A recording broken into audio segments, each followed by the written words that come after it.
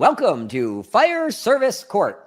My name is Brad Pinsky, and I'm your host for today. And with me today, we have John Murphy, the esteemed Washington County lawyer, and the hopefully soon-to-be honorable candidate for judge, as you may have noticed from his topic, Chip Comstock. And that's actually true. He's running for judge. So if you're in Ohio, get out and vote. Why? Because I said to. Anyway, so we're here. We want to talk today. We're going to do about 25 or so minutes. We want to talk today about contract issues for fire departments. I know some of you are saying, but we're a career department. We don't have contracts. Maybe you do, maybe you don't. A lot of career departments do. Definitely all volunteers do. And in my experience, and I probably, it's interesting. I represent about 500 departments or so in New York and some other states. And all of them, for the most part, have contracts, but I almost never see the contracts. And I'm always shocked. Why not in September, October, November, am I not getting 400 or 500 contracts sent to me from our clients? And the answer is because everyone just signs it, right? They just sign it. They don't think about what's in it. And the funny thing is that I'm not kidding you. I'm not kidding you. I promise.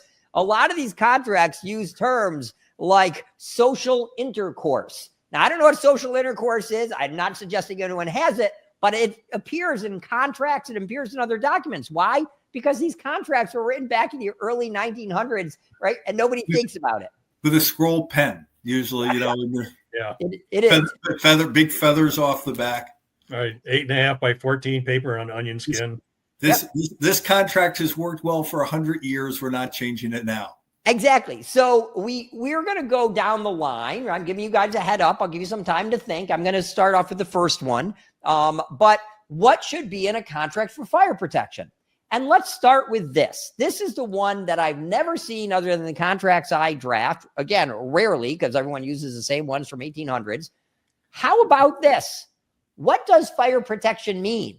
When we talk about services to be provided, shouldn't you define the services specifically? And I mean things not just like interior firefighting, exterior firefighting, but how about any of the technical rescues? How about transporting or non-transporting EMS? How about basic life support, ALS life support?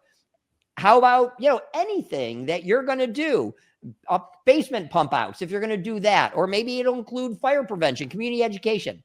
The reason I say, and then I'm going to pass the hat down to, down the line, we'll go to Chip next. But the reason I say that should be in there is one, so you can talk about here are the services you're getting from us. Because I don't think people realize it, right? In New York, a lot of places, Pennsylvania, we have fire police and they stand by watching down power lines forever. That's a service I don't think people are realizing they're getting. And when we're going to be negotiating for money, shouldn't we outline all the services we need to provide? And then I want to throw in one more. When they go to cut, right, your budget or they don't raise it, then you tell them, fine, which of these services we're providing should we cut? Because we can't afford it anymore. So which one do you not want us to do? Brush fires, wildland, rope rescue, pick one and we won't buy the equipment. We won't do the training because you don't want to pay for it. I think that's easier than threatening, we're just going to not provide fire protection or whatever. So I think that's a big reason. That's a big thing that needs to be in there. And my last comment on that is the other reason is because in New York, at least, I have seen towns and their insurance companies refuse to pay for an activity because they say we didn't contract for that. And it happened in one case because the department added ambulance services, started providing ambulance services. There was an accident, negligence, the town gets sued, everyone gets sued. And the town said, we didn't ask you to provide that. So that's my start to the contract. What the heck services you're providing? Chip. I think it's a great start. And I've had that issue come up in the EMS setting. And I guess my thought is not only down the road, where do you stand, where are you going to cut, but right off the bat is what are the expectations? I mean, if you don't lay that out, the contracting body, and I guess we use the department on one side and for lack of town, maybe the town, on the other. So we have a town and the fire department. That the town has an expectation that they're going to be getting X services and the fire department thinks are going to only provide this. And it may be, again, EMS is an area that's come up a couple of times where thought you guys were going to do this as maybe a department starting off. Or we don't want you to do EMS. We want to do, with a a private service. So those discussions as to what each party's expectations are for right now and maybe in the future are a great way to get everybody together and make sure they're on the same page. Well, I think that I sort of kicked the can down the road this morning when we were saying what we're going to talk about. I said contracts, and Brad said, well, that's pretty narrowly focused. And all of a sudden he comes back and said, well, we can talk about contracts for days. And so the impetus came when I got a phone call the other day about a contract that was 12 years old. It had some of that language in there. And I sure that, the two fire chiefs, or the fire chief and the city manager, got together, did a handshake and said, hey, we have an area of our district we can't serve because we can't get to it because it's in a peninsula around the water and you're closer than we are. And so let's just agree on $700 a year to provide fire protection services for the district, which was undeveloped raw land. And that was pretty much the property tax at the time, 12 years ago. A new city manager rolls into town and looks at the contract and she goes, oh my God, we should have got paid more. And so she retroactively charged the district $15,000 a year for the last 10 years at least, which the district doesn't have because they haven't collected the property tax. And so, the question is, do I have to pay it? And so my answer to her was, no, you don't have to pay that because it's not within the four corners of the contract, which under contract law, you can't make stuff up. You have to abide by the contract and write a new contract. And then because the area, got more developed, more houses, more people, more service. So the city now is providing more service than they used to because there's actually real people there.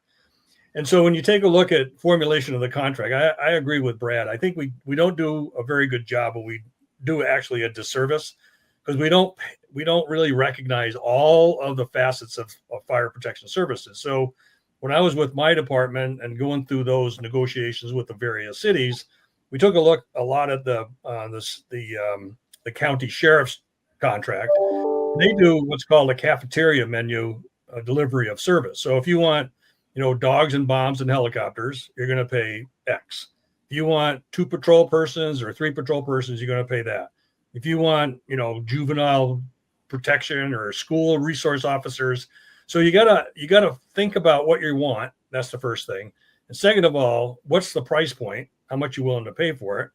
And then, agree to a contract. The one thing I have seen, without, killing our time, is that contracts just go forever, right? And like you said, Brad, nobody really looks at them. You never get to see them. I never get to see them. And when you get to see them, it's like, oh my God, what were you guys thinking, 15 years ago? And how come you haven't brought this all up to date? Because our services and the need for services has exponentially gotten larger. And, and again, I think the liability is we didn't contract for that. Why are you delivering it? And we're not going to pay for it. So along those same lines, the two things I'm just going to jump in here is you talk about term of the contract. Is it 2 years, 3 years, 5 years? One of the things that drives me crazy, nobody pays attention to, is we're going to make it 5 years, but it's renewable automatically. You see all these automatic renewal clauses, right? But you got to give 6 months notice or a year notice in advance. Nobody ever knows to do, right? Right. Nobody's paying attention to it until it's oh my God, it's too late. So, one of the things I look at is that really reasonable. It's the trying to determine if somebody's really going to terminate that contract. How much time do you need to look at going elsewhere or finding an alternative on either side? But what's not so long that you're looking saying, oh my God, we're never going to remember to do that. So there's another trick with that. Municipalities use that trick so they don't have to increase the price of the contract. Oh, it automatically renewed. Sorry, you didn't give us a price 6 months ago, so you're stuck, right? So that price needs to be able to be adjusted, especially in today's crazy price world of vehicles, turnout gear, SCBA, all that stuff. You need to be able to adjust that price, right? So don't get locked into automatic renewal and you're stuck with the price for another year. Yeah, that's exactly right. Okay, so I'm going to add one. Reporting, and I got a list of them, but reporting requirements. And I think this kind of links to price. So reporting, most fire departments think it's a pain. Oh, we have to tell you how many calls we did, and we have to tell you about our finances, and we have to tell you what we did with the money. But if that's your view, that you think the municipality is trying to get too into your business, then you don't understand the mentality of a municipality. You need to show them your budget challenges.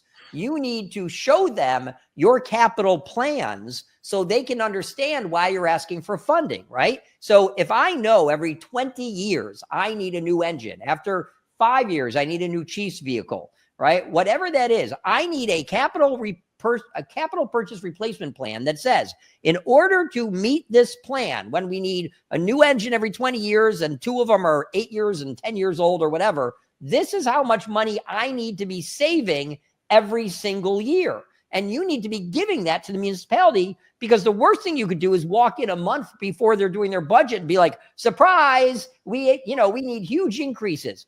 Towns have no idea what's going on with the fire truck manufacturers, right? That a $500,000 engine now costs $1 million, that a $900,000 aerial now costs, 2.1. They don't know that turnout gear is double or triple the cost. That SCBA are significantly higher. They have no idea, right? And if you don't tell them, that's on you. So you need to constantly be reporting to your municipality to tell them your successes and your challenges. Because think of it, if you're not telling them your successes and reporting on how well or not well you're doing, I guarantee it, most people go to their municipality to complain about you, not to praise you. So the only ones they're hearing for are the complainers. Well, it's a matter of transparency, not just on the capital, it's on the day-to-day. And you're going to have people in the town who don't like you, or there's got some axe to grind, who are going to start the rumors about misspending, right? These guys don't spend this stuff. They're hiding this or doing this, whatever it is. And I've seen that with clients. And, and I have some clients who, we're a private fire company. We don't have to show them our day-to-day stuff, get in the business. I was like, you don't understand. You're using taxpayer dollars. There has to be transparency. You have to make sure you maintain the public trust in what you do. Because if you do that, like you said, Brett, on a day-to-day basis, when you need that big ask, they're going to support you. Because at the end of the day, a lot of the times the fire departments are reporting to towns, cities, villages, whatever, that those folks got to get elected. And they have to justify their expenditures to the taxpayer. So it's got to be a team. And I, as representing fire departments, often I recommend that let's put a provision in this contract, because I don't know who the next president or chief might be, that requires us to provide some reporting. You have nothing to lose. It's a good thing. We should encourage it. And they may be surprised that we're telling you we're willing to give you a monthly report. We're willing to show you our finances, or we agree that our books will be open if you want to see them. Right. There's no we're not. Yeah, so I think we don't have any private fire companies out here other than industrial fire departments. But I think that my department that I came from is sort of unique in the fact that there's 7 large members of organizations that have come in to one. So a couple of them are under contract. My department basically has a board made up of representatives from each of the 7 organizations that have monthly meetings. And then there's subcommittees and budget committees and all that sort of stuff.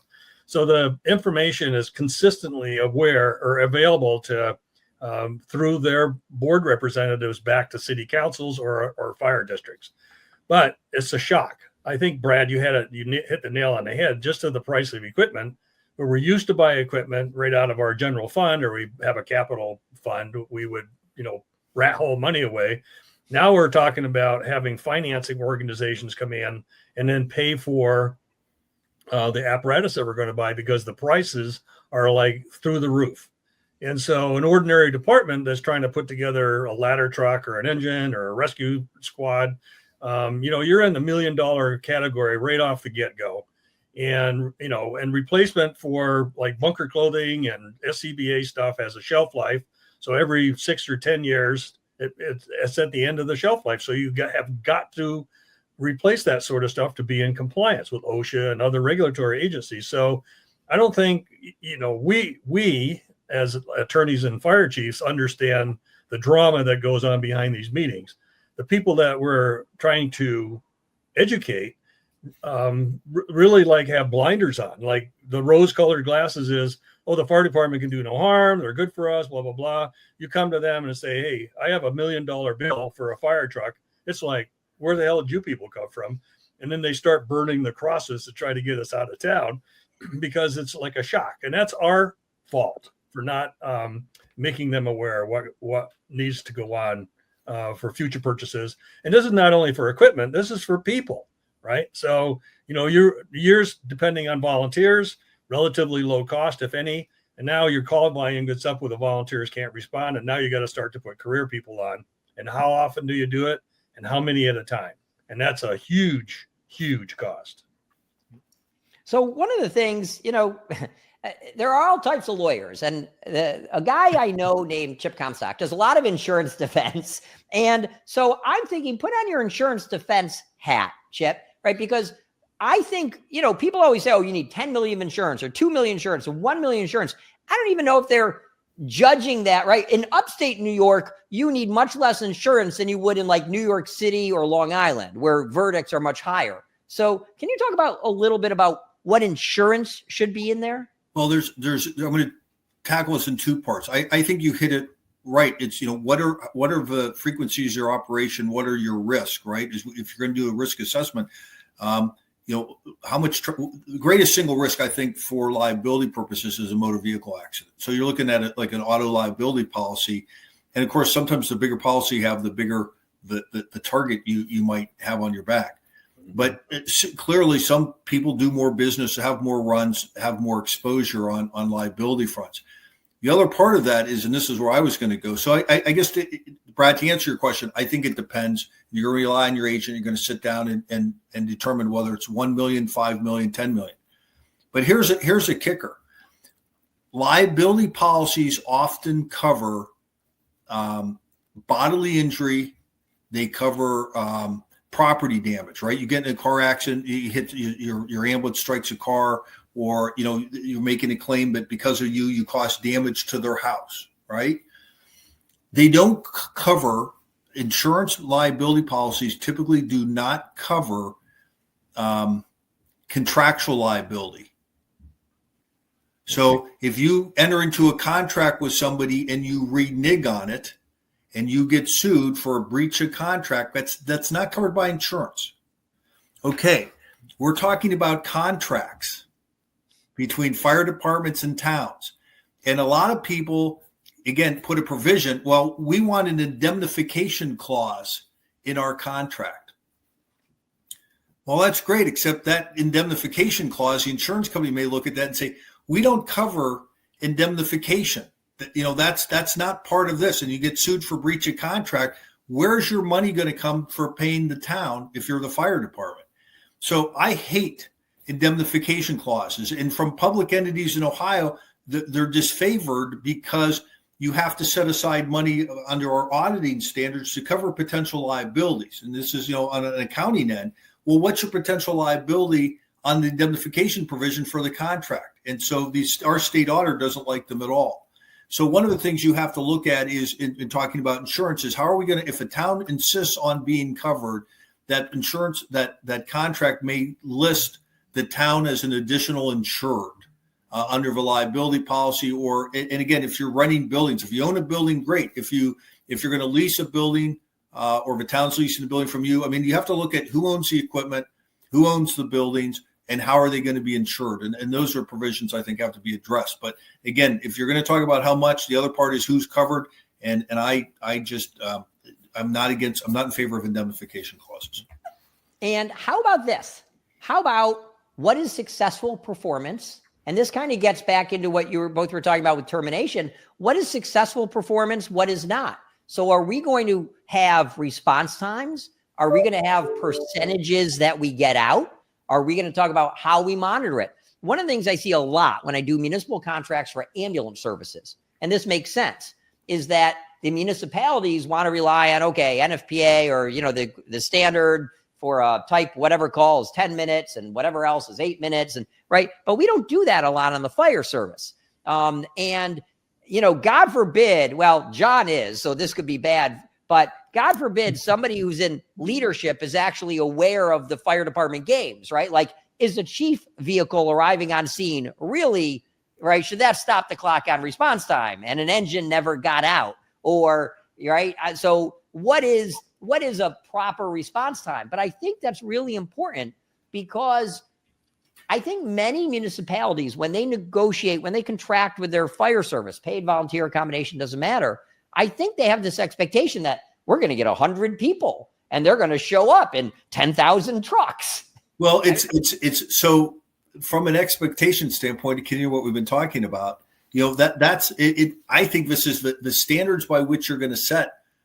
It's great to have a discussion, but from a perspective standpoint, right? If I'm the city, town, I want that fire response to be 1 minute, right?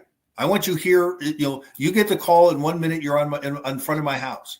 Yeah. If I'm the fire department and I'm worried about negotiating back and forth, and they want to give me a time standard, I want it to be tomorrow, right? As long as we show up, within 24 hours, it's all good.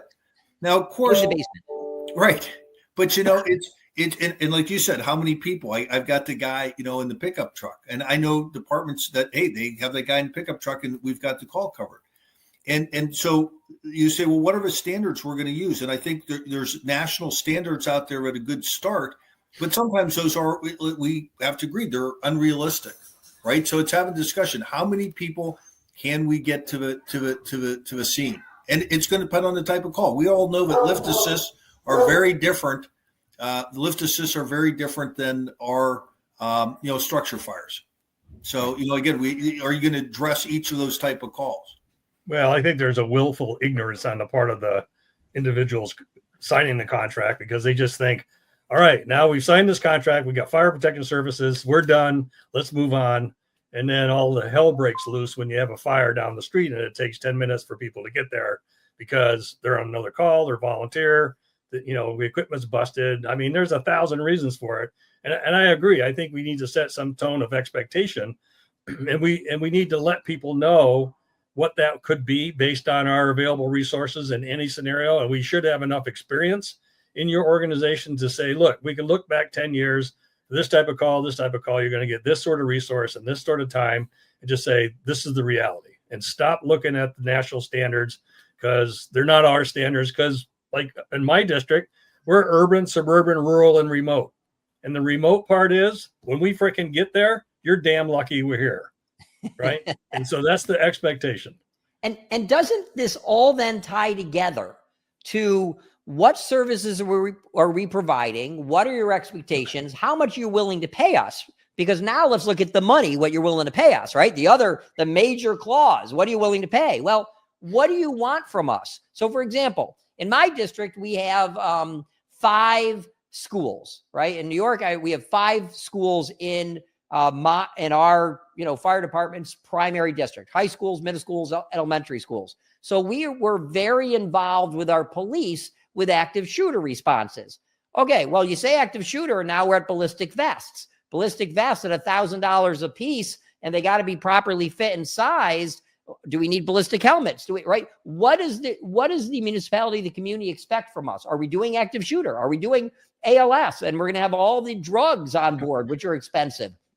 What do you want from us? Or are you good if we roll an engine with 2 people and we'll fight it exterior?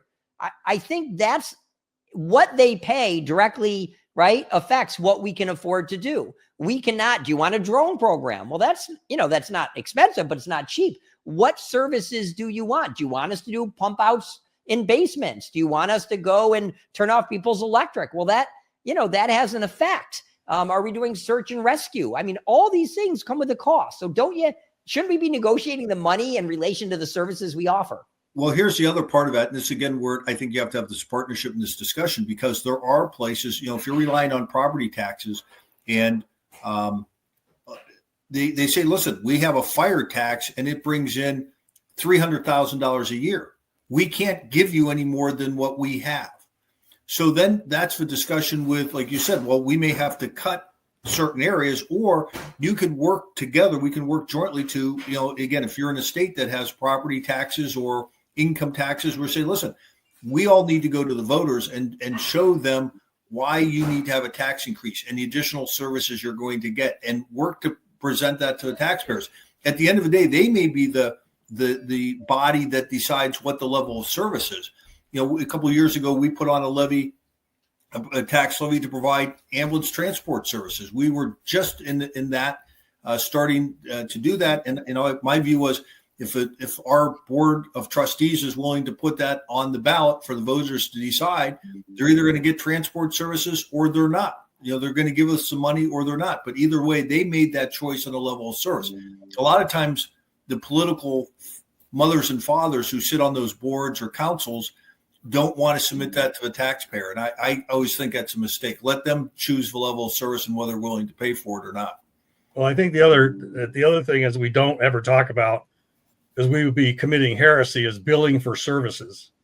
And I wrote an article a couple of years ago, and I got in absentia, I got hung like a million times across the country because we don't ever charge for service, right? And now I think based on what we're talking about is sort of the budget limitations and only so much property tax, the increase in cost of doing things, I think billing should be in our sort of wheelhouse. Is that how can we bill for particular services that, maybe property tax doesn't pay for? Or maybe, do you bill the insurance company for the property owner? Or, some other mechanism to make that happen? Because there's, in the article, and I believe this, is that we leave hundreds of thousands of dollars on the table by not going out and making a concerted effort to bill. Now, some areas you may not be able to do that, but in other areas you certainly can. And I don't know why we don't do that, especially like for EMS transport services. There are, decreasing monies available, as we'll see in the next year or so, but there are monies out there that we can bill for.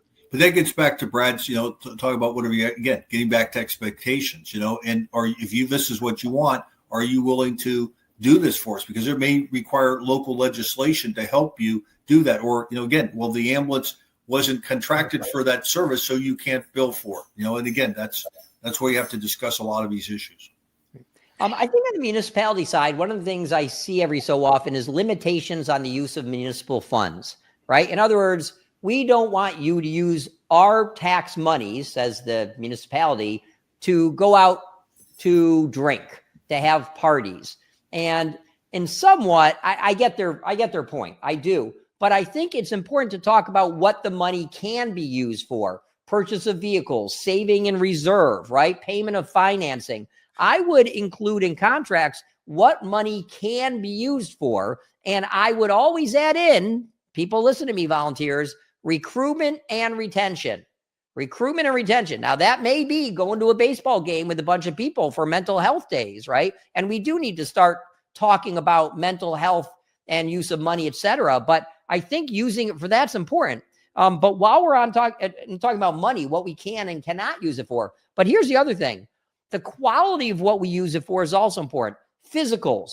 We know there are those pencil whipping physicals or no physicals, right? You get your blood pressure checked, your pulse, maybe an EKG, but there's no blood draw. There's no hearing eye test. There's no any of that stuff. No cancer screening, no anything. And I think when we put in a physical that, we can use it for a physical, I think we should talk about, is it an NFPA 15? Now it's what? 1580 physical? Used to be 1582, right? Is how often are the physicals? But I think we should be telling them, here's what we want to use the money for. And we need more money to do these physicals. Physicals aren't getting any cheaper like anything else. So I would I really think you should tell them how we're going to use your money, what we will and won't use it for. And the other thing, last thing I guess I have on this is the limits, meaning keep your hands out of our fundraising, keep your hands out of our donations. I see a lot of municipalities saying to the fire departments, well, you get all this money in fundraising. Wait a minute. The fact that we stand outside and cook chicken barbecues, you shouldn't have a right to that money, my opinion. When your cops are doing it, when your DPW has to fundraise to buy a garbage truck, then maybe fine. But until then, keep your hands off our fundraising. And that's one of the things that you mentioned is, I'm just going to tell you my viewpoint on it. I don't like using money for some, recruitment and retention is important. I think it's one of the biggest issues facing both the career and volunteer sides of the fire service. But again, when we talk about transparency, you are going to have those people who are going to criticize the fact that everybody went to a game, right? Or went to, had a couple of beers. That to me is where the fundraising non-taxpayer money is absolutely critical. And so if I work on the chicken dinner and we want to use that money to take everybody to a baseball game, or we want to have a summer picnic where we serve beer, that's money that was donated specifically for that purpose. It's not governmental tax money. And the people who donated it knew it. So I think when you separate out some of those and look and say, and by the way, government, Brad, to your point, these people donated this money with the expectation that it's used for more for social functions or to donate equipment to the department, not to bypass your budget. So leave your hands off that, because this is a separate fund that's used for these specific items. Again, equipment, maybe apparatus if you're that good, or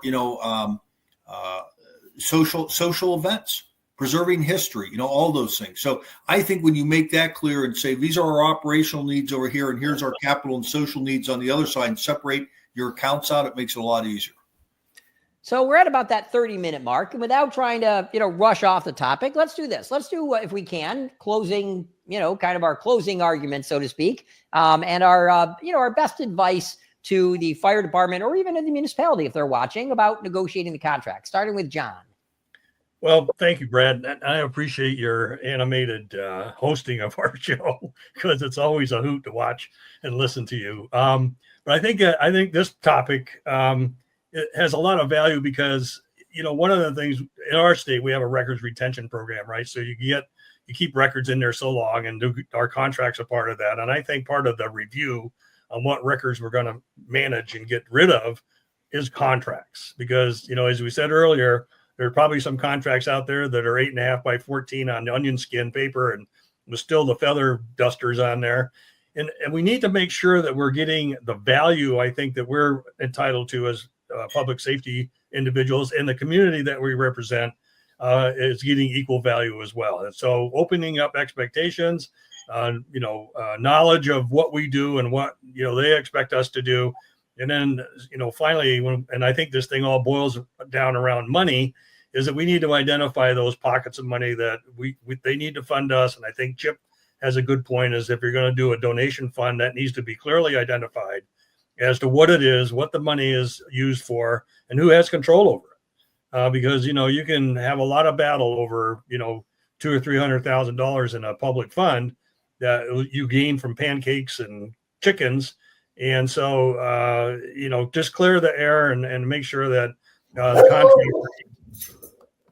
and fair. And we hear the hound dog. And the law dog is talking to us. Law dog. He wants to chime in and give his best advice. Okay, so either the dog or Judge Chip. What's your final? The dog probably has more value than. Wow. So Chip, on you. That is my fierce critter, watching out for strange folks that may go by. And if anybody didn't see, I had a black bear in my backyard today. So that's been posted on social media. Check that out. So I'm going to look at it from a very different perspective, and that is, I think often we go into negotiations. Unfortunately, we go at it from an adversarial position. How much can we get? How much do we not, from the town's perspective, how much do they not have to give us? And we get in there and we start banging heads, and it's often an unpleasant experience. And I think that's one of the reasons why we have these 5-year contracts that renew forever, because at the end of the day, people just don't want to have to sit down and haggle over the terms. I mean, this is not dealing with lawyers if you choose to do that. And dealing with, people that sometimes friends of yours in an adversarial setting is not pleasant. And so I think one of the things that you can do is say, okay, collectively, let's talk about those terms and ideas that we can try to make the service for our community better. How do we look at the things that we can do, or, that we'd like to do, and what would be the costs involved? And sometimes, you get educated from the fire department standpoint, realizing maybe they don't have all the money you thought they did, and they can't give you any money because they don't have it. Well, let's talk about, is this something that the community needs? And then how do we find that money, whether it's through grants or some other partnerships or tax levies? So I think I would suggest that people who are looking at having to go through a contract sit down with their community partners and really try to figure out collectively how you make the service that you provide, however we define that, better than what we're doing today.